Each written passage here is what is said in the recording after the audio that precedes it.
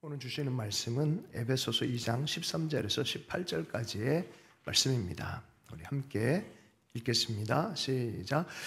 이제는 전에 멀리 있던 너희가 그리스도 예수 안에서 그리스도의 피로 가까워졌느니라. 그는 우리의 화평이신지라. 둘로 하나를 만드사 원수된 것 곧 중간에 막힌 담을 자기 육체로 하시고 법조문으로 된 계명의 율법을 폐하셨으니 이는 이 둘로 자기 안에서 한 새 사람을 지어 화평하게 하시고 또 십자가로 이 둘을 한 몸으로 하나님과 화목하게 하려 하심이라. 원수된 것을 십자가로 소멸하시고 또 오셔서 먼 데 있는 너희에게 평안을 전하시고 가까운 데 있는 자들에게 평안을 전하셨으니 이는 그로 말미암아 우리 둘이 한 성령 안에서 아버지께 나아감을 얻게 하려 하심이라. 아멘. 하나됨을 위한 샬롬이란 제목으로 제이미 김 목사님께서 말씀 전해 주시겠습니다. 목사님 오늘 처음으로 공식적으로 한글 설교 최초입니다. 여러분 박수로 환영하겠습니다. The Hot House 교회 15주년 기념을 진심으로 축하드립니다. 먼저 제가 참 그 Hot House 올 때마다 이렇게 뭐라고 하죠? 좀 푸근한 마음이 있어요. 근데 제 생각에는 제가 처음 Empower 컨퍼런스를 이제 북한 컨퍼런스를 우리가 Ray International가 운영하는데 미국서부터 이제 근데 처음으로 이제 한국에 2008년도에 그거를 주최하기로 했는데 그때 홍 목사님을 만났어요. 그 전에. 그래서 정말 홍 목사님이 그때는 정말 제가 아무도 한국에 사람들 모르고 그랬는데 저를 이렇게 포용해 주시고 또 길을 또 열어주시고 그리고 또 이제 2014년에 우리가 또 Empower 컨퍼런스 한국에서 두 번째 컨퍼런스를 했을 때 또 그때 그 옛날에 왜 그 팀 1907 팀들이랑 같이 우리가 한 몸 같이 준비를 하면서도 그때 정말 너무너무 좋은 경험이었어요. 재정도 뭐 따지지 않고 그리고 또 우리가 준비할 때 우리 공동체랑 또 여기 그 공동체 이름이 뭐였죠? One Day One Korea 공동체가 정말 한 그 지체처럼 일을 해갖고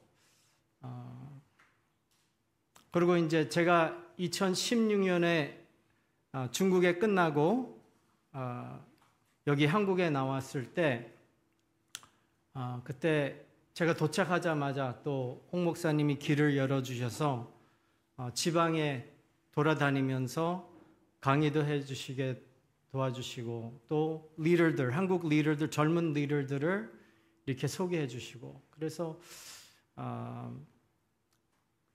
여기 그 핫하우스 15주년 기념 카드에 기도 제목은 앞으로도 주님의 마음을 품는 교회가 되게 해달라는 것이었는데 제 생각에는 정말 그 홍 목사님의 리더십 아래서 계속 핫하우스가 진행이 되면서 이 기도를 하나님이 계속 허락해 주시고 홍 목사님이 정말 주님의 마음을 품는 것 같이 우리 이 핫하우스도 그렇게 계속 하나님의 마음을 품고 사람들을 웰컴하고 길을 열어주고 그런 교회가 되기를 축원합니다. 제가 오늘 잠깐 들었는데 정말 15년 동안 여러 결차를 obstacle, challenge를 갖다가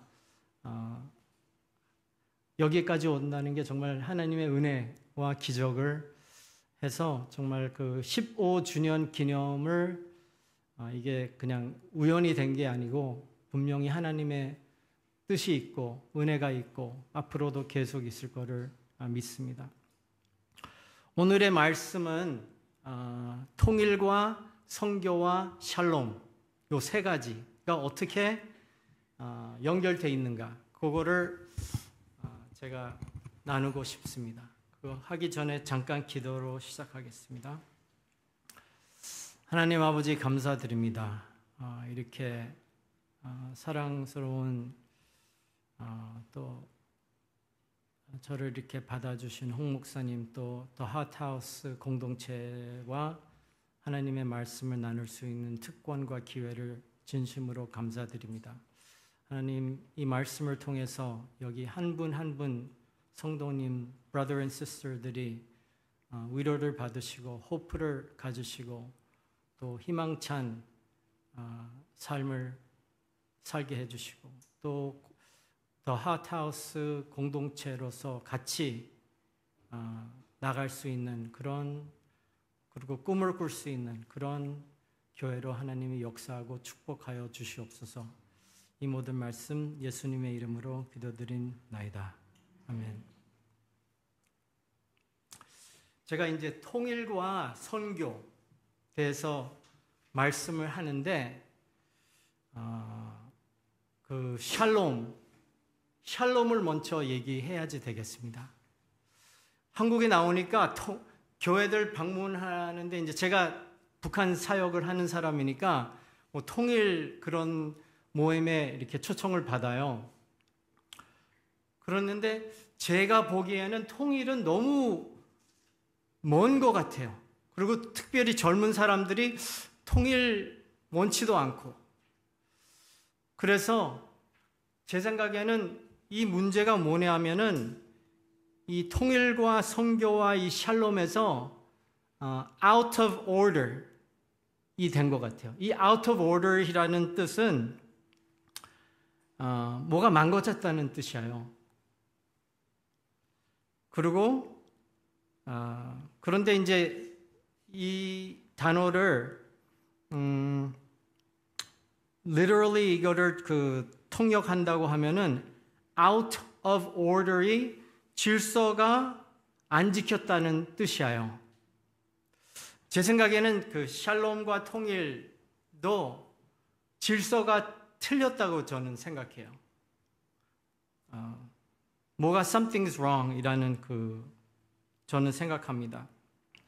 먼저 샬롬, 우리 한국 교인들과 한국 교회가 먼저 샬롬을 경험한 다음에 통일이 오지, 이 샬롬 없이는 통일 와도 정말 열매가 별로 없고 또 문제가 많이 생길 거고, 또 마찬가지로 통일과 샬롬이 없는 선교는 문제가 또 많이 생긴다고 저는 생각해요. 제가 이제 선교사로서 90년서부터 이제 제가 헌신했고 96년서부터 OMF International이라는 그 선교 단체랑 일을 해서 이제 세계 곳곳 다니면서 많은 선교사님들을 만났어요.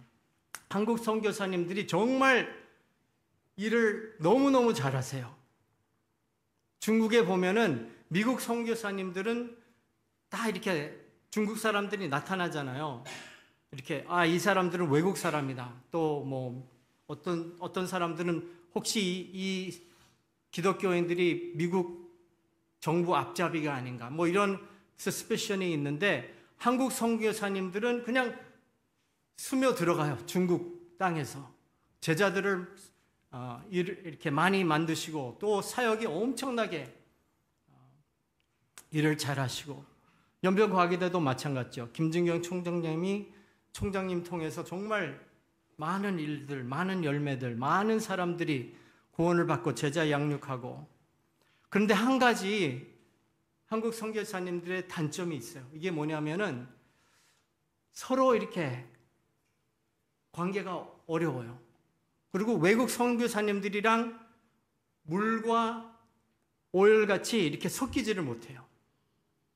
그래서 제가 보기에는 우리 한국 교회가 통일과 또 앞으로 더 활발한 선교를 하기 위해서는 우리 이 샬롬이 먼저 와야지 된다고 저는 생각합니다. 히브리어로 평화는 샬롬인데요. 평화는 갈등이 없는 상태를 의미하고 두 당사자 사이에 분쟁이 없음을 의미합니다. 그런데 샬롬은 훨씬 더 총체적이에요. 샬롬이란 단어는 well-being, 평온, 번영, 안전, 어떤 종류의 결함도 없는 상황을 가리키는 사용이 되고요. 그리고 샬롬은 신체적, 심리적, 사회적, 영적 등 다차원적으로 완전한 well-being입니다. 쉽게 말하면은 샬롬은 평화와 하나님의 축복이에요. 여러분들이 다 샬롬을 체험하기를 축원합니다. 요새 오늘 저 한 몇 년 동안 못 본 분들이 저를 보고 정말 좋아졌다고 말씀을 하셨는데, 솔직히 제가 요새 샬롬을 경험하고 있습니다. 그래서 이 말씀이 그냥 티칭이 아니라 정말 제 체험에서 나오는 그 말씀인데, 먼저 샬롬이 뭔가, 통일과 선교를 감당할 수 있는 교회는 하나님과의 샬롬을 추구해야지 돼요. 이게 기본이에요. 이게 기본. 하나님과 샬롬이 뭘까요? 제가 요새 하나님과 샬롬을 경험하는데 옛날 첫사랑 같은 그 체험을 하고 있어요. 물론 옛날 첫사랑은 막 마음이 막 하다가죠, 막 뜨거워지고 막 cold, hot 막 이런 왔다 갔다 하는 그런, 어떤 때는 막 내가 구원을 받았나, 내가 정말 이 죄를 짓고 있는데 내가 정말 하나님의 자녀인가, 막 이런 의심도 있는데, 지금의 첫사랑은 훨씬 더 무게가 있고 깊고 이런 체험을 지금 하고 있습니다. 찬양을 하는데, 어제 설교 준비하면서 찬양을 하는데 그냥 눈물이 쫙 이렇게 나오는 거예요. 너무너무 이 첫사랑을 다시 회복하고, 이 샬롬 있는 사람들은 하나님과 첫사랑을 유지하는 사람이에요. 제가 예수님을 82년도 영접했는데, 고등학교 때 영접했는데, 지금이 훨씬 더 안전하고 기쁘고, 저 기쁨 보여요? 이렇게. 두 번째, 하나님과의 샬롬은 기쁨이 있어요. 시편 37절 37장 4절, 또 여호와를 기뻐하라. 그가 내 마음의 소원을 내게 이루어 주시리로다. 제 주변에 어려운 사람들이 요새 꽤 많아요. 근데 그 중에서 제일 어려워하는 그 친구가 한 명 있는데, 그래서 이제 제가 2주에 한 번씩 그 집에 가서 같이 시간 보내고 하는데, 그 남편이 지금 정말 어려운 시간을 갖고 있어요. 정말 헌신되고 북한 선교도 오래 한 친구들인데, 그 와이프가 저한테 이런 얘기를 했어요.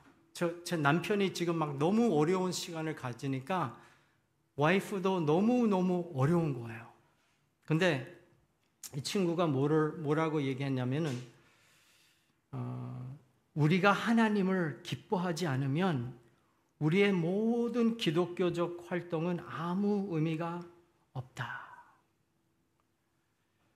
너무너무 힘든 거예요. 남편이 정말 활발하고 씩씩한 이 남편이 너무너무 지금 어려운 시간을 가지니까, 그리고 관계도 지금 너무 어렵고, 그러니까 매일 기도원에 가요. 그 집 근처에 기도원이 있는데, 기도원에 가서 아침마다 한 2-3시간을 기도하고 다시 집으로 오는 거예요. 그래서 그 집에 와서는 자기 남편이랑 막 씨름을 하고, 거기에서 뭐를 발견했냐면은 정말 우리 관계에서 하나님과의 기쁨이 없으면은 모든 사역들, 모든 자기네들 가족, 모든 그 훌륭한 것들이 다 헛되고 헛된 것이다. 그거를 깨달았어요, 이 친구가. 정말 활동적이고 일 중심인 부부였거든요. 그런데 이 하나님의 기쁨을 발견했습니다. 하나님과 샬롬을 누리는 사람은 자기가 더러운 죄인이고 용서를 받아서 죄인이지만은 용서를 받아서 하루하루가 은혜다. 하루하루가 감사하고 용서받은 자로서 자녀, 나는 이제 하나님 앞에서는 죄인, 하나님한테 갈 때 하나님이 나를 이 나쁜 죄인 이렇게 보지 않으시고 하나님과 하나님의 아들, 딸이라는 자신감을 갖고 하나님의 매일 갈 수 있어요. 하나님의 샬롬은 모든 것의 전제 조건입니다. 두 번째, 통일과 선교를 감당할 수 있는 교회 아니면 개인은 타인과의 샬롬을 추구합니다. 하나님과 관계가 있는 사람은 타인들, 다른 사람들과도 샬롬이 있어요. 만약에 하나님과 너무너무 은혜 받았어. 매일매일 너무 하나님과 막 정말 친밀한 관계를 갖는데 집에서나 교회에서나 일터에서 타인들과 계속 문제가 있어요. 그럼 거기에 문제가 있어요. 정말 하나님과의 샬롬을 가진 분들은 다른 분들의 관계에서도 너그럽고 용서하고 merciful하고. 에베소서 2장 11절서부터 12절 이렇게 말씀되어 있습니다. 그러므로 생각하라. 너희는 그때의 육체로는 이방인이요 손으로 육체에 향한 할례를 받는 무리라.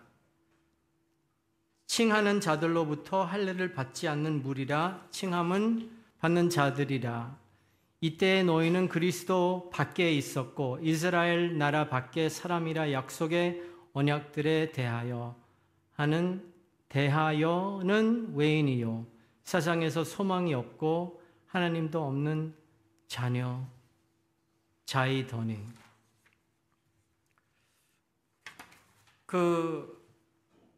타인과의 관계를 가장 좋은 샬롬의 가장 좋은 예의는 유방인과 이방인 관계였어요. 예수님 전에는 유대인들은 이방인 집도 안 갔어요. 같이 앉아서 식사도 안 했어요. 그런데 예수님 피로 인하여 이방인과 유대인은 하나가 됐어요. 샬롬을 갖게 됐어요. 그 시대에서는 이방인들은 우상 숭배이자 도덕적으로 덜 된 존재, 아주 더러운 사람들이었어요. 그러나 예수 그리스도 안에서 종교적이나 도덕적으로 열등한 이방인들이 유대인과 하나가 되어 평등해졌습니다. 에베소서 2장 13절서부터 18절까지 읽겠습니다. 이제는 전에 멀리 있던 너희가 그리스도 예수 안에서 그리스도의 피로 가까워졌으니라. 그는 우리의 화평이신지라. 둘로 하나를 만드사 원수 곧 중간에 막힌 담을 자기 육체로 하시고. 계속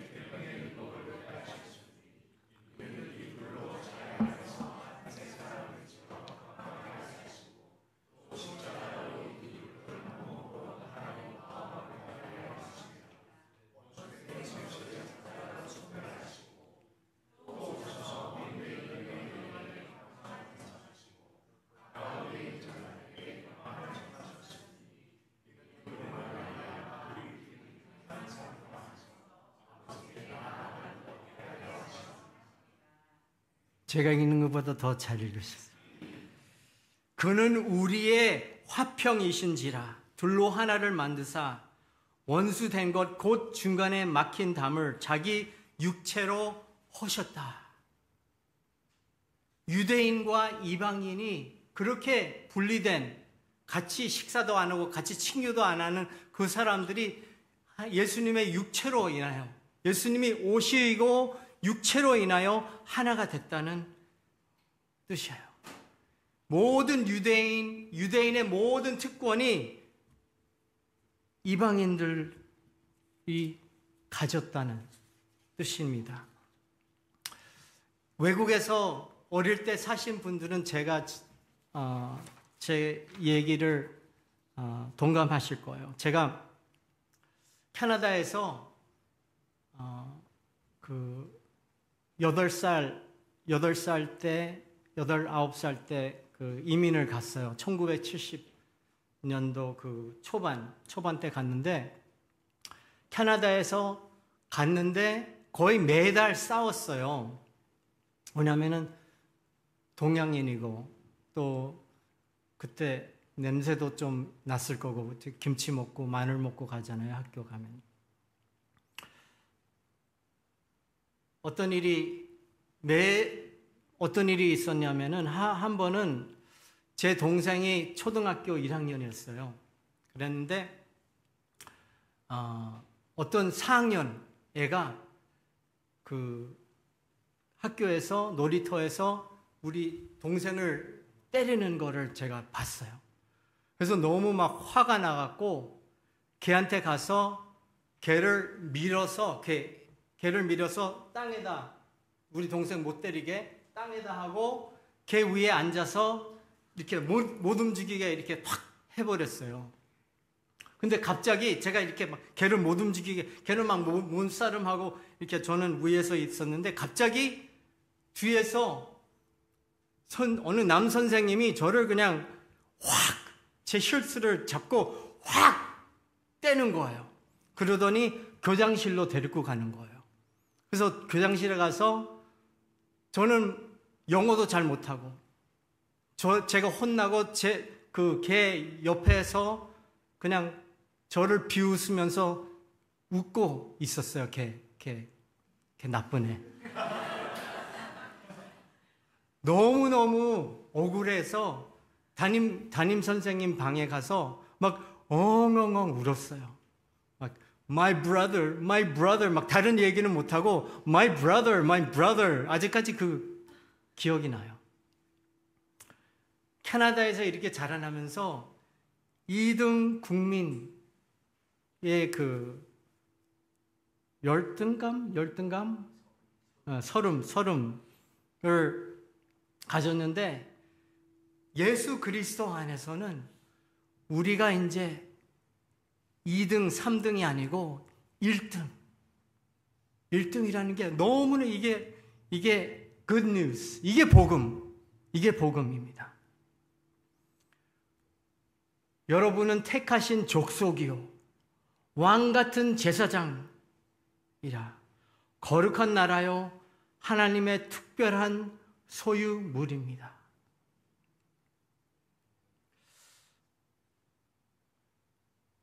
이 하나님과 타인과의 샬롬에서는 우리가 이제 하나, 예수 그리스도 안에서는 2등이 없고 3등이 없고 다 1등이에요. 그런데 우리가 이게 쉬운 것이 아니에요.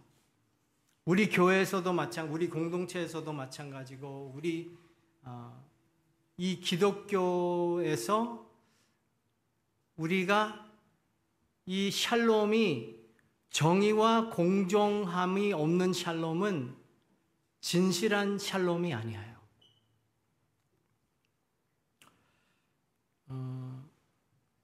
정말 어려운 사람들, 피해자, 우리 교회에 올 때, 우리 여기 보니까 정말 오랫동안 계신 분들이 많아요. 근데 혹시 처음에 오신 분들, 그리고 좀 옷차림이 좀 여기 신사동 같이 안 입는 분들, 이런 분들이 오면은 우리와 우리 공동체에서 정말 웰컴을 받을 수 있는지, 그리고 out of place 아니라 여기에 공동체가 그런 느낌이 있는지, 또 여기 보니까 정말 교육 많이 받으신 분들 많아요. 근데 혹시 고등학교도 졸업 못한 사람이 우리 여기에 와도 이분들이 정말 우리와 공등하게 이렇게 같이 공동생활을 할 수 있을지, 창피하지 않을지. 예레미야 6장 14절에 이렇게 말씀이 있습니다. 예레미야는 이렇게 외쳤습니다. 그들이 내 백성의 상처를 가볍게 여기면서 말하기를 평강하다, 평강하다, 하나 평강이 없도다. 우리와 약한 사람, 아니면 소외된 사람들을 우리의 first priority, 우선적으로 보지 않는 샬롬은 샬롬이 아니에요.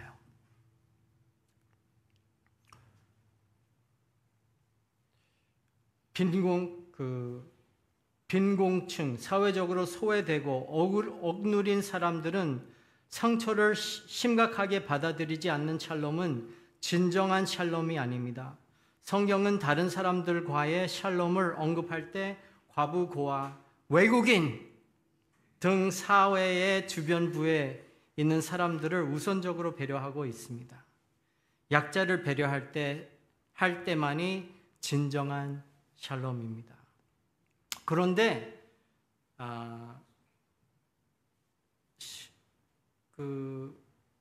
약자를 배려하는 샬롬은 교만한 샬롬이 아니에요. 너무 불쌍해서 다가가는 게 아니라 겸손입니다. 약자는 배려하는 샬롬은 저주를 축복으로 바꿀 수 있는 겸손입니다. 지금 북한이 우리한테 뭐를 보내고 있어요? 블레싱 보내고 있어요. 요새 풍선 보내고 있죠. 샬롬을 누리는 사람들은 이 풍선을 받고 나서 축복을 보낼 수 있는 사람들입니다.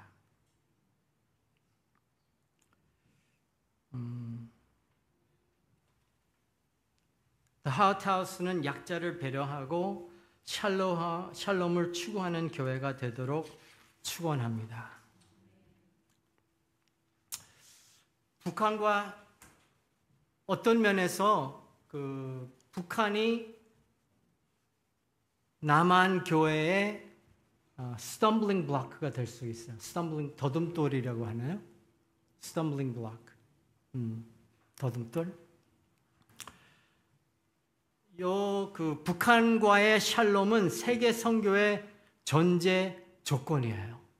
북한을 우리가 샬롬 없이 세계 선교에 간다는 것은 조금 말이 안 되는 것 같아요.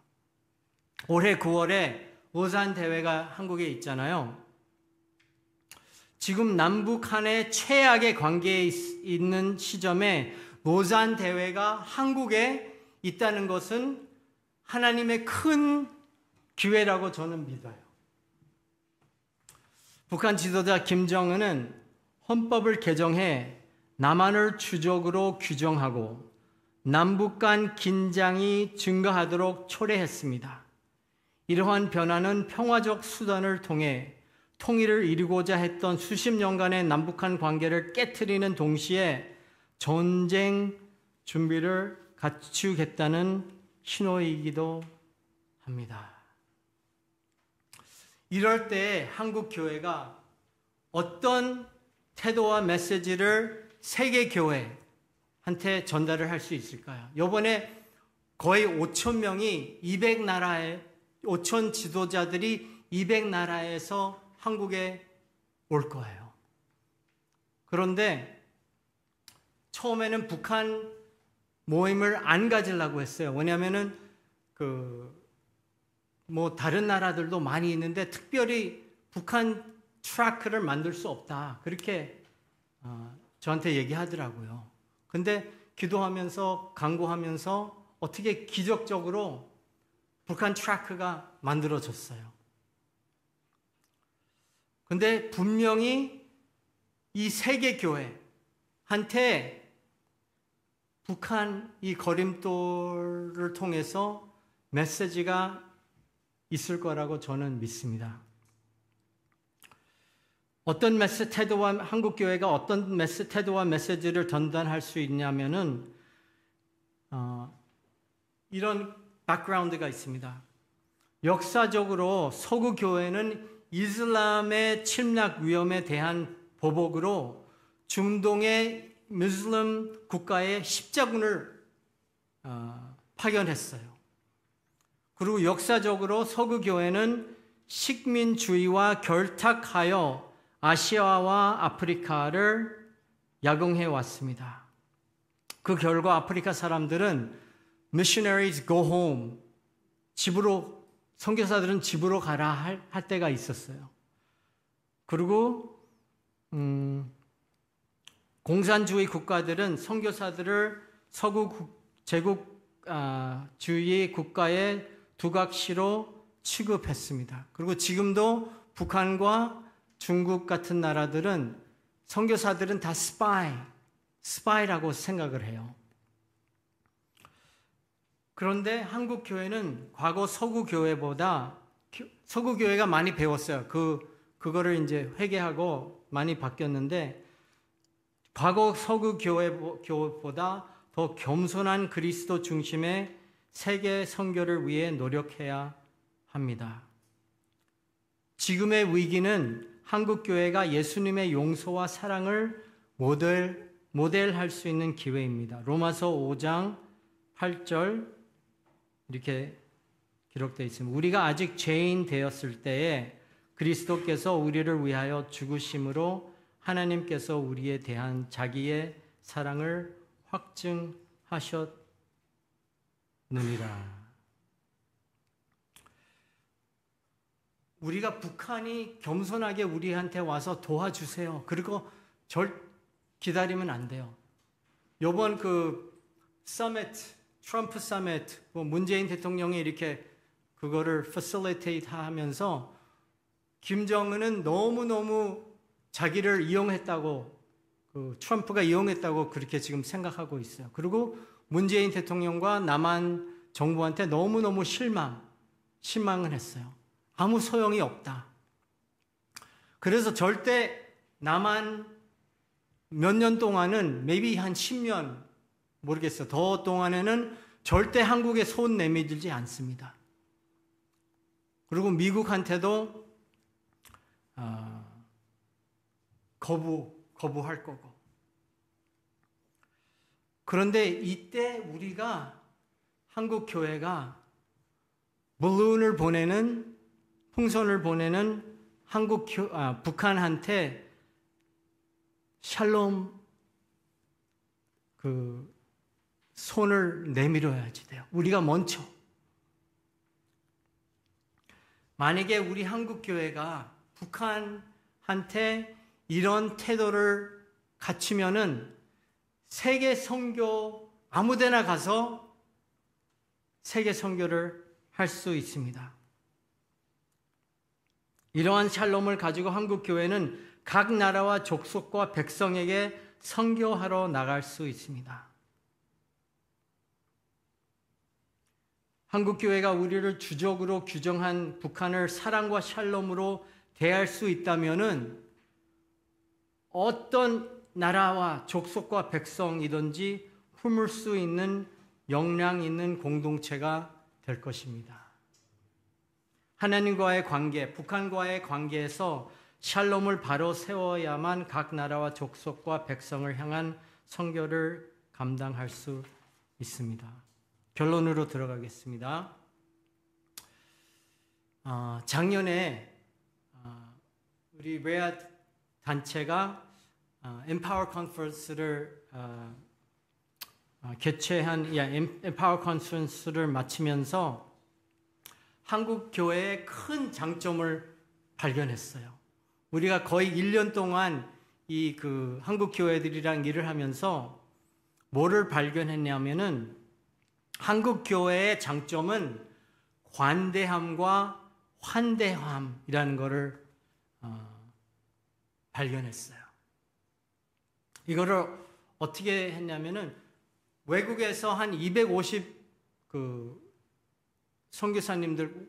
선교사님들과 또 북한에 헌신한 사람들이 한국에 오기로 왔어요, 작년에. 그래서 한국 교회가 그러면은 이분들을 우리가 그 컨퍼런스를 준비하면서 그 호스트하겠다. 그런 이렇게 얘기를 저한테 했어요. 몇 교회들이. 그러면서 제가 정말 어렵게 오랫동안 이제 한국 교회들과 어떻게 일을 해야지 되는가 고민을 하는데, 일을 하면서 뭐를 발견했냐면은 한국 분들은 외국 분들한테, 특별히 북한에 헌신한 사람들한테는 마음이 활짝 열려져 있고 대접하고 싶고 하고 그런 거를 발견했습니다. As an example, 어느 한 권사님이 북한에 헌신한 외국인 사역자들을 위하여 팀을 꾸려 호텔 레스토랑에 뒤지지 않는 디저트 테이블을 준비하셨어요. 이게 그 수련회, 그냥 뭐라고 하죠? 기도원 수련회에서 정말 이 디저트 테이블을 보고 사람들이 막 너무 깜짝 놀란 거예요. 그리고 또 그 대회가 끝난 후 어느 새 교회에서 일부분의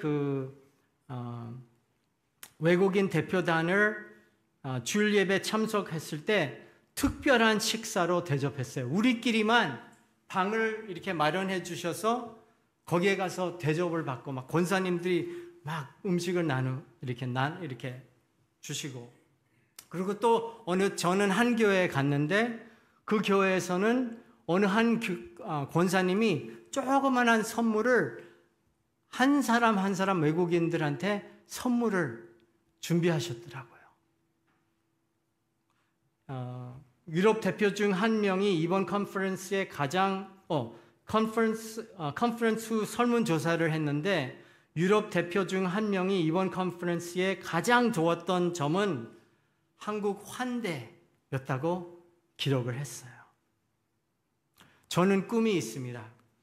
목사님도 아까 기도하셨을 때 이 말을 하셨는데, 한국 교회와 북한 교회가 함께 열방 세계로 나가는 꿈이 있습니다. 한국 교회의 관대함과 환대함, 그리고 북한 교회의 오랜 고통과 인내심을 저력을 가지고 각 나라와 족속과 백성을 향해 나가는 것입니다. 그러기 위해서는 북한과 남한이 샬롬이 있어야지 그 샬롬을 갖고, 타인과의 샬롬을 갖고, 하나님과의 샬롬을 갖고 세계 열방을 갈 수가 있어요. 정말 우리가 북한 교회를 불쌍히 여길 필요가 없어요. 물론 핍박받고 정말 세계에서 몇 번째로, maybe number one으로 어려운 나라입니다. 그렇지만 하나 우리가 존경하고 배워야지 될 것은 지금까지 아직 자기 신앙을 유지하고 계속 기도하고 예배드리고 그런 교회가 있다는 것입니다. 나아가서 하나님과의 샬롬, 북한과의 샬롬이 있으면 저는 통일이 올 수 있다고 믿습니다. 그런데 이 통일은 우리가 만들 수 있는 것이 아니에요. 정치적으로 봤을 때는 절대 미국도 안 되고 남한도 안 되고 여러 연합돼 갖고도 안 돼. 이거는 impossible. 통일은 impossible 한 것이에요.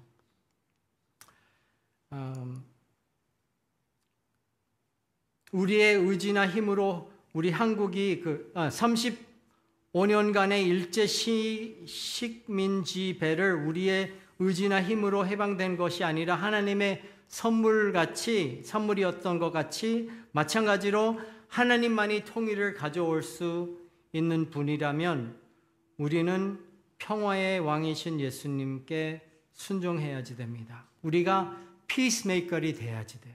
마태복음 5장 9절 이렇게 기록되어 있습니다. 화평하게 하는 자는 복이 있나니 그들이 하나님의 아들이라 일컬음을 받는 것임이요. 그리스도인들이 하나님 안에서 모든 기쁨을 찾을 때, 가장 취약한 사람들을 위해서 공정함과 정의를 추구할 때, 우리는 북한을 하나님의 샬롬에 초청할 준비가 되는 것입니다.